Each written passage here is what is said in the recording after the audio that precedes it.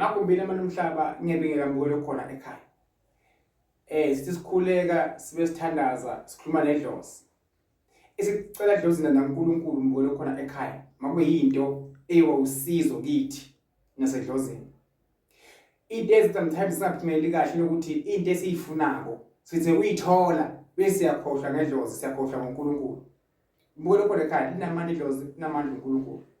So uma uthi ufuna umsebenzi ufuna kuvusa ikhala kini. Ngiyakuthiwa kwakho umsebenzi livuse lekhala kini. Nakela idlozi. Ungamkhohlwa uNkulunkulu akukhohlwa ukuthandaza. Ngoba abanye abantu into zabo zivaleke nje athi umuntu kuthiwa ngiyasebenza ngabe ngivusa ikhala kithi ngabe ngikhonka amathuna asekhaya ngabe ngakho indlela kagogo. Kodwa idlozi liyakhona ukubona into eyishoko wena liyakhona ukubona ukuthi into eyishoko ayikho. Once uthola umsebenzi uzoshintsha ekumazi umuntu kwamabele futhi uzothandaza noNkulunkulu uyakubona uNkulunkulu. So ngiyaqela ukuthi abantu into abayicelako nezinto abayifunako babe sebashintsha uma sebayitholile. Njengoba kuthiwa ufuna umsebenzi, ufuna unkosikazi, ufuna kuvusa ikhala kini, usufuna kangaka indoda ezokushada nakhe nayo umuzi impilo ephambili. Uma sekwenzekile lokho, bayikhohlwa idlozi, ungikhohlwa uNkulunkulu. Mbukelo khona ekhaya siphila emhlabeni sinezilingo khona usathane eyimosha impilo zethu. Okucela idlozi naNkulunkulu kufeze.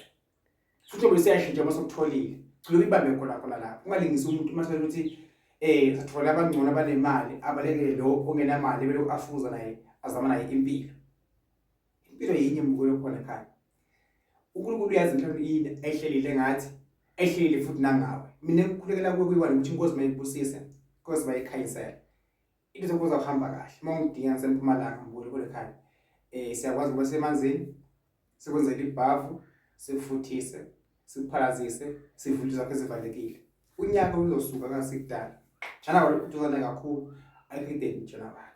Kepha ngithi kuwe ayivuke imizi, alivuke ikhala lakho. Iba inhlanhla, phumelela. Into eyifunako ayihambe kahle, ubusiseke. Zikhona zokugeza, zikhona zokufuthisa, ugcine ikhala lakho, uyigcinise wena ukwazi ukuba uphumele empilweni, lizokuhambe kahle. Inkosi ibusise. Yethokoza.